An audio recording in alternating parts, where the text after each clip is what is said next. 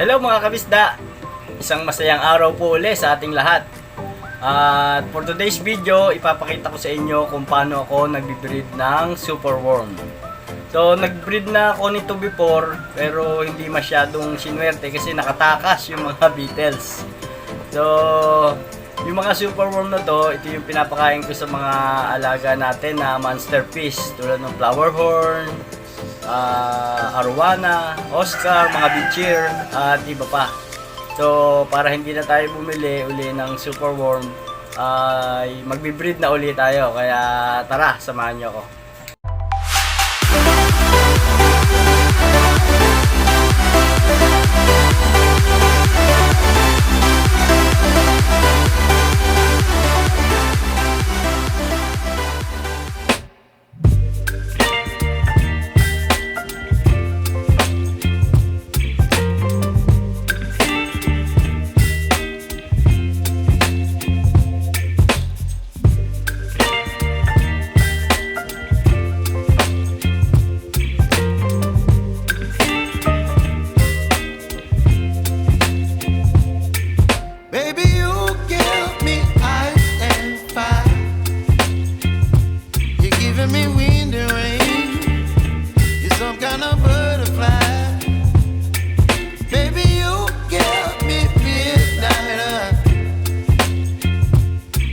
My appetite, don't leave me here high and dry.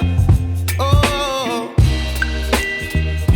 well, I don't wanna jinx it, baby, and twist myself at the spine. Don't wanna overthink it, baby, it's just twist your body and mine.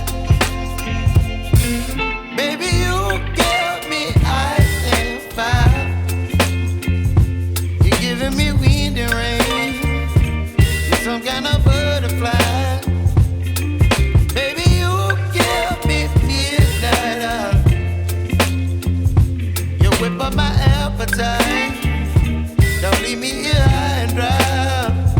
Oh,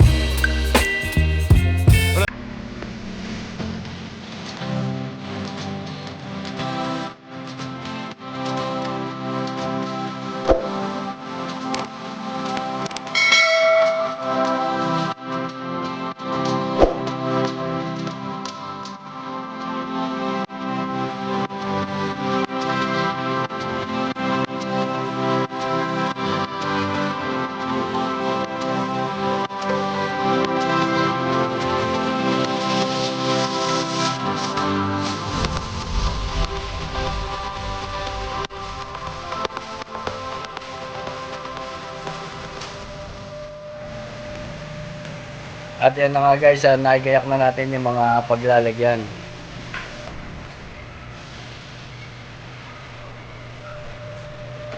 At ilalagay na natin ngayon isa-isa yung mga mapipili natin na malalaki na superworm.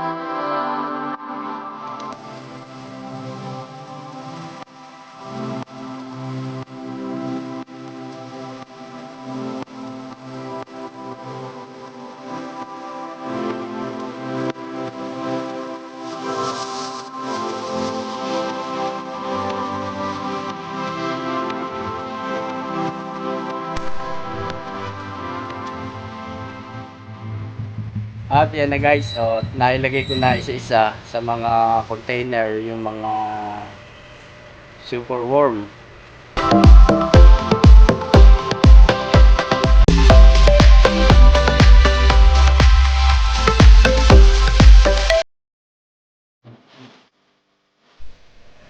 At yan guys, at nakapaglagay na tayo ng 95 piraso na superworm dito sa mga container.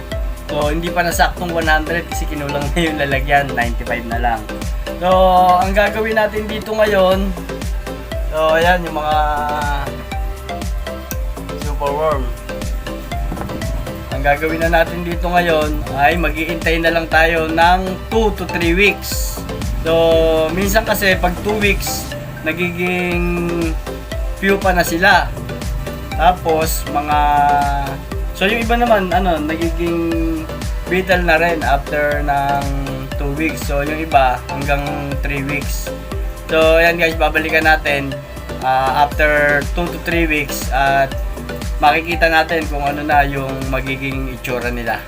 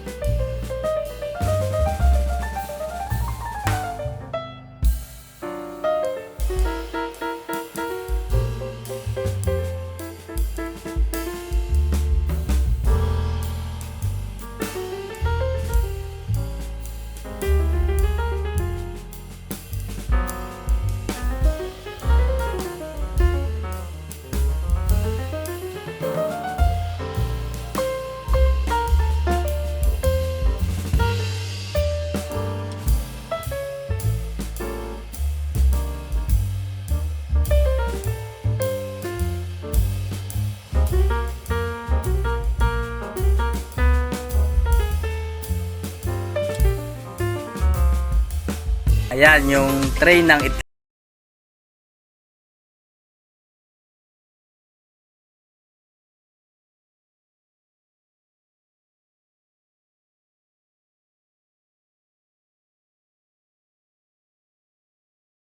beetle na rin sila ng mga ilang.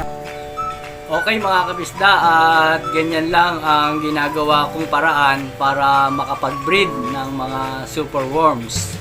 So medyo matagal nga lang pag-iintay, pero kung tuloy-tuloy mo naman siyang ginagawa, hindi ka na rin siya maiinip hanggang sa sunod-sunod makakapag-produce ka na ng iba-ibang size ng mga superworm.